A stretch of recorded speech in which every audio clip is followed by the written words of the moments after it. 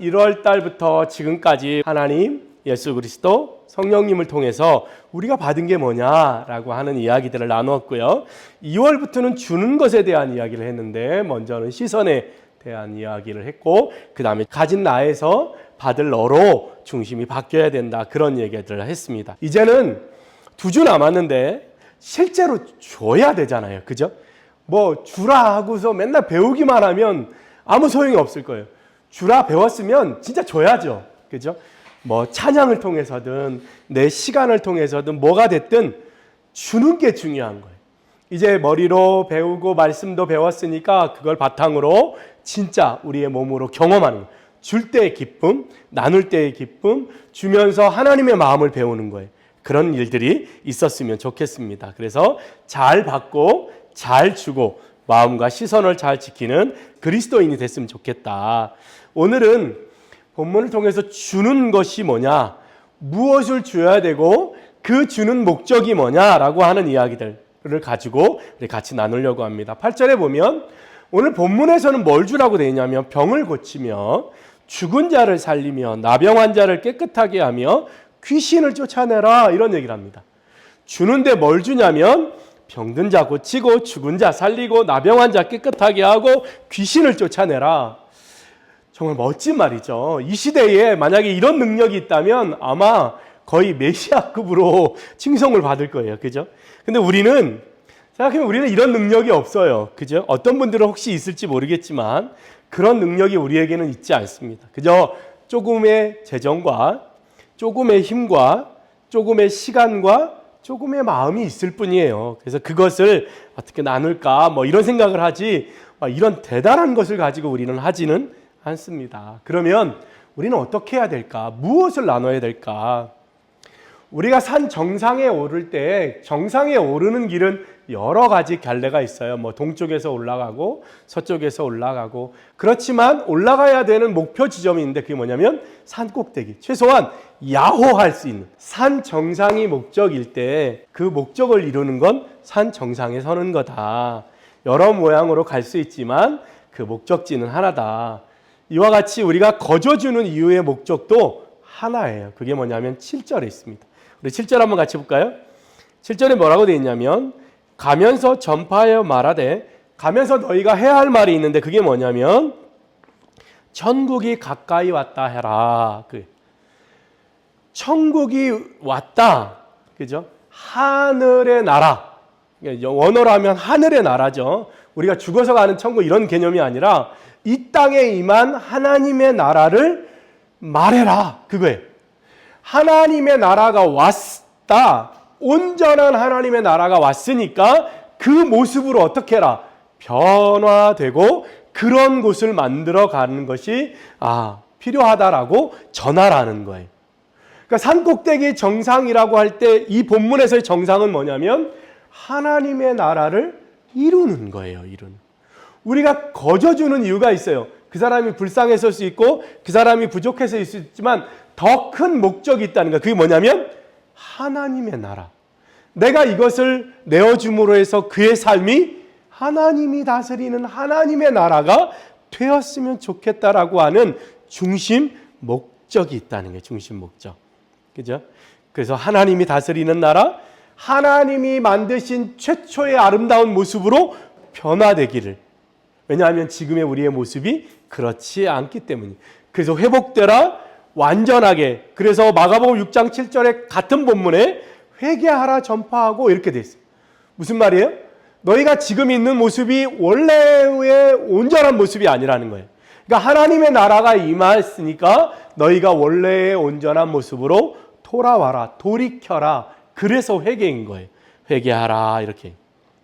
그래서 원래 정상적인 사람이 아팠으니까 그 아픈 것을 치유하고, 원래는 건강하고 바른 사람인데 연약해졌으니까 강건하게 하고, 그런 진정한 사람이 사람 되는 것. 원래 하나님이 사람을 지으셨던 그 모습으로 회개하라, 돌이키라는 거예요. 그래서 그 이름이 그 이름값을 하도록, 아버지는 아버지로, 어머니는 어머니로, 자녀는 자녀의 모습으로 회복되란, 그게 하나님의 나라가 임한 증거예요. 결국 우리가 주는 것은 그것이 능력이 됐든 돈이 됐든 무엇이 됐든 하나님의 나라가 왔음을, 하나님의 나라가 이루어지는 것을 바라보고 이루어지기를 소망하고 내어주는 거예요. 그래서 제목에 주는 자의 소망 이렇게 적었지만 사실은 주는 자의 비전, 이게 더 맞을지도 몰라요. 주는 것은 빼앗기는 게 아니에요. 나의 손실이 있는 게 아니라 기꺼이 내어주는 거예요. 그에게 더하여 주는 거예요. 예수님이 십자가에 달리실 때 예수님이 생명을 빼앗긴 게 아니에요. 예수님이 스스로 내어주신 거예요. 그러니까 우리가 거저 줄 때도 어떻게 해요? 빼앗긴다 그게 아니고 뭐예요? 기꺼이 내어주는 거예요. 무엇을 위해서? 하나님의 나라를 위해서. 누구처럼? 예수님처럼. 죽음에 매여 있는 사람들에게 죽음 이후의 영생을 허락함으로 이 땅에서 자유하게 살게, 죄의 사슬에 매여 있는 사람들을 죄로부터 해방하여 자유롭게 하나님의 자녀로 마음껏 살도록 바꾸어 주시기 위해서 십자가를 지셨다는 거예요. 그러면 하나님의 나라는 어떤 방식으로 볼 수 있을까? 빌립보서 2장 15절에 보면 어그러지고 거스르는 세대 가운데서 이렇게 돼요. 이 땅이 어떻게 됐대요? 어그러지고 거스른대요. 그러니까 우리는 어떻게 해요? 그 어그러지고 거스리는 세대 가운데 온전한 하나님의 대로 어그러진 걸 피고 거스린 걸 순종으로 바꾸는 그러한 삶을 만들어 가야 돼요.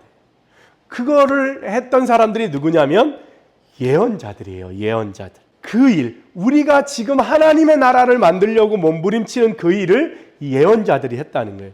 그래서 어떤 신학자가 이렇게 얘기하더라고요.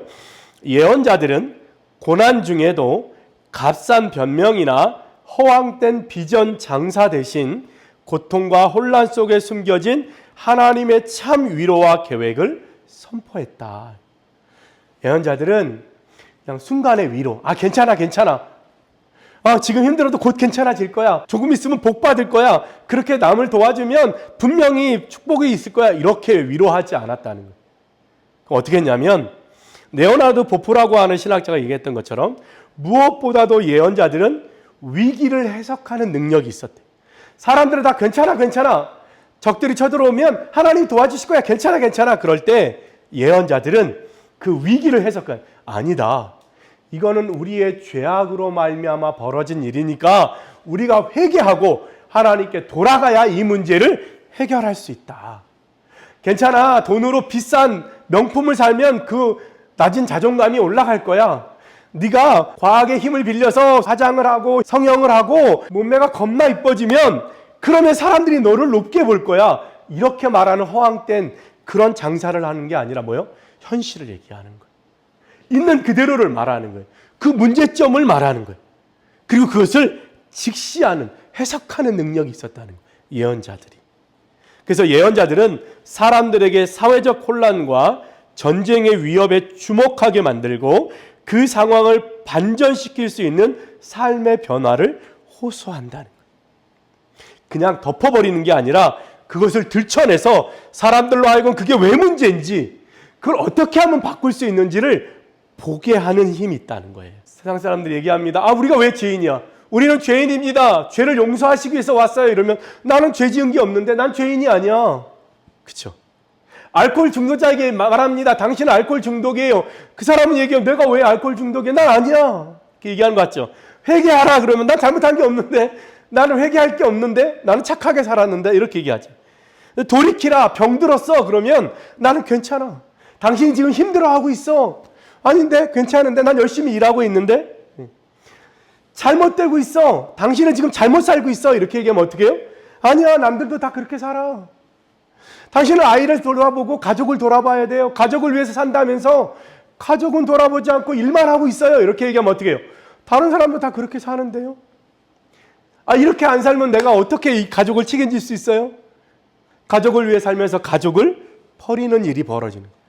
현실을 직시하게 하는 게 예언자의 힘이라는 거예요. 그렇죠? 우리가 하나님의 나라가 임했다.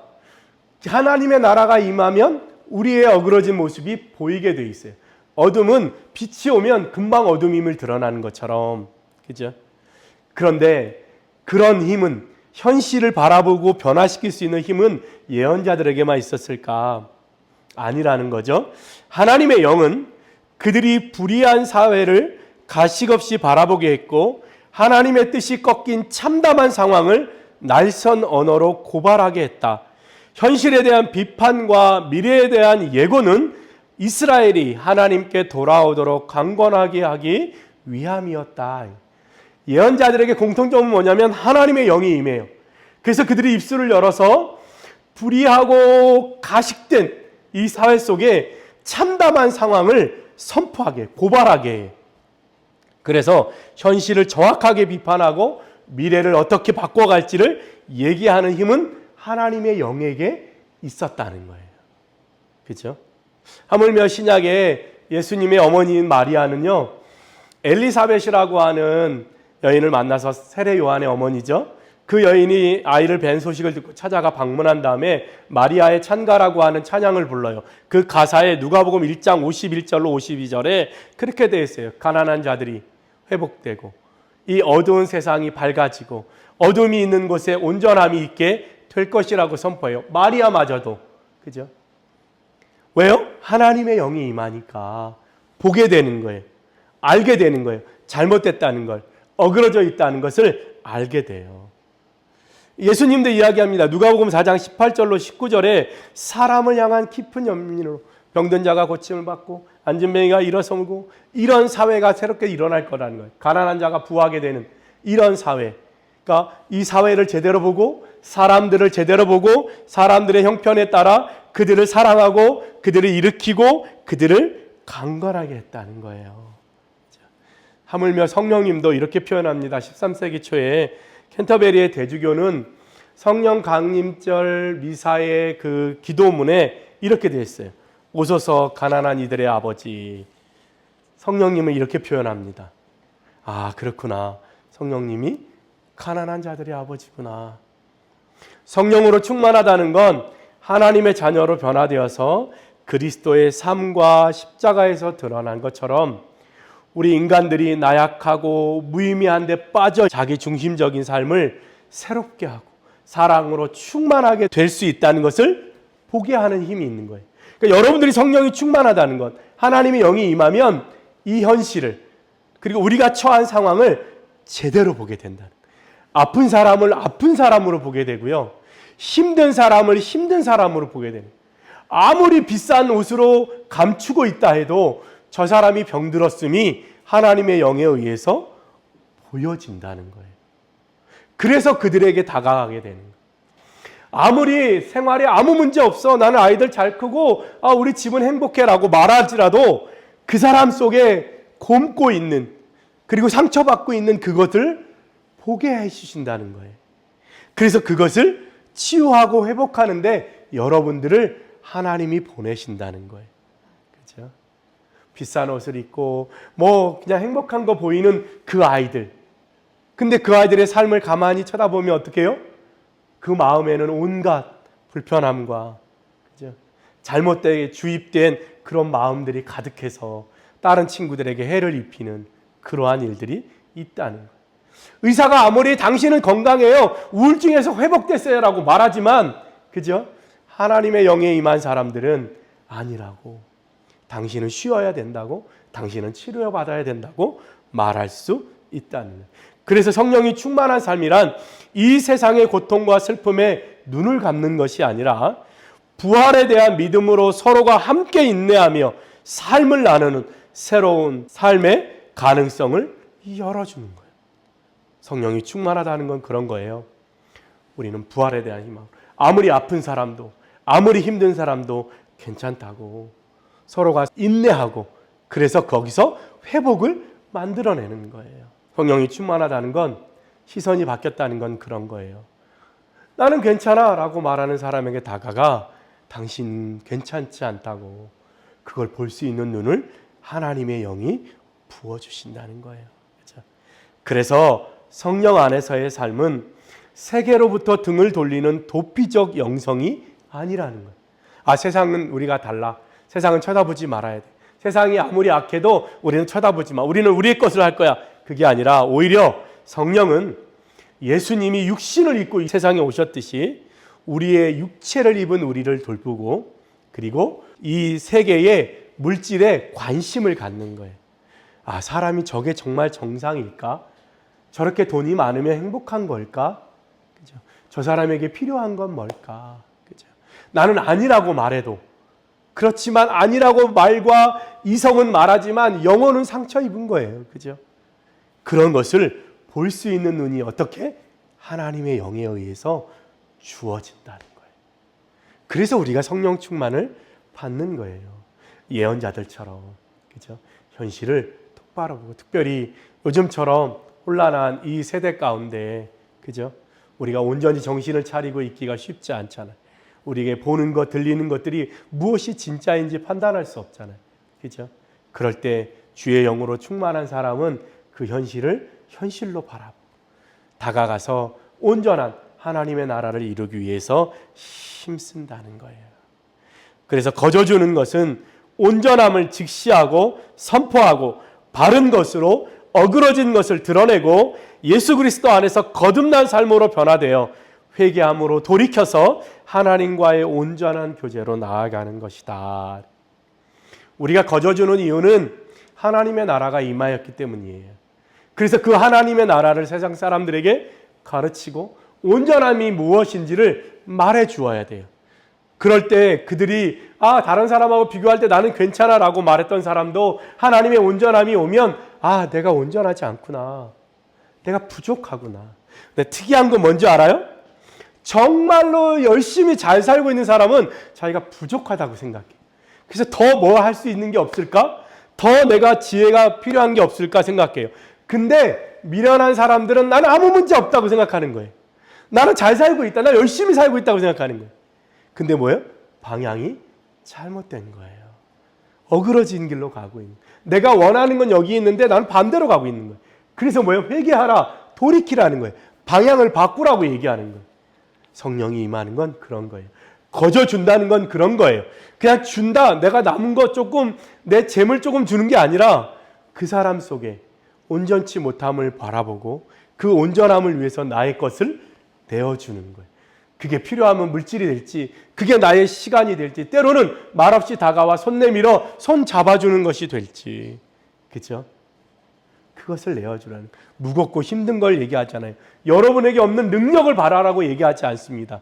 여러분에게 있는 것을 말씀하시고 각자에게 주어진 것, 나의 아픔을 때로는 나누는 것만으로도 위로가 될 때가 있는 것처럼 그런 거예요.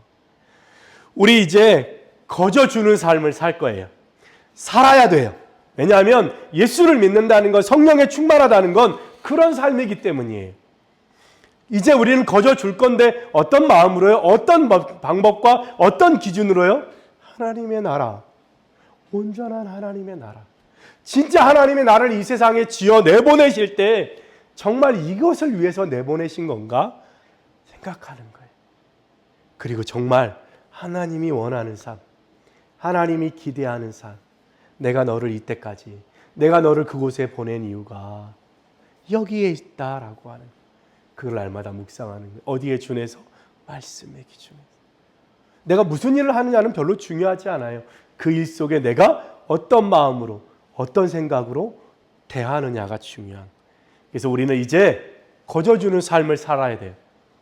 나의 선 자리에서 내가 나눌 수 있는 것들을 나누고 그 나눔을 통해서 어그러지고 거스른 세대 가운데 온전함을, 그렇죠? 선으로 악을 이기는 놀라운 역사가 여러분 가운데 일어나게 될 거예요. 우리 한번 거저 나눕시다. 거저 줍시다. 누구처럼? 예수님처럼. 하나님의 영이 임하여서 성령이 충만하여 그런 어그러진 것들을 볼 수 있고 그거를 진단할 수 있고 그리고 예수 그리스도의 말씀과 은혜로 그들을 도울 수 있으면 여러분은 진정 그리스도인으로 살아가게 될 거예요. 이제 올해 2025년 2달이 지나가고 있습니다. 이제 남은 10달 동안 우리가 어떤 마음으로 어떻게 살지는 여러분의 선택에 있어요. 이미 하나님의 말씀은 선포되어 있고 하나님의 말씀은 이미 여러분에게 이야기하셨어요. 이제 그것을 행하고 행하지 않는 건 여러분의 선택에 달려 있습니다. 그것을 행하는 사람은 반드시 하나님이 그에 합당한 기쁨과 행복한 마음을 허락하실 줄로 믿습니다. 기도하겠습니다.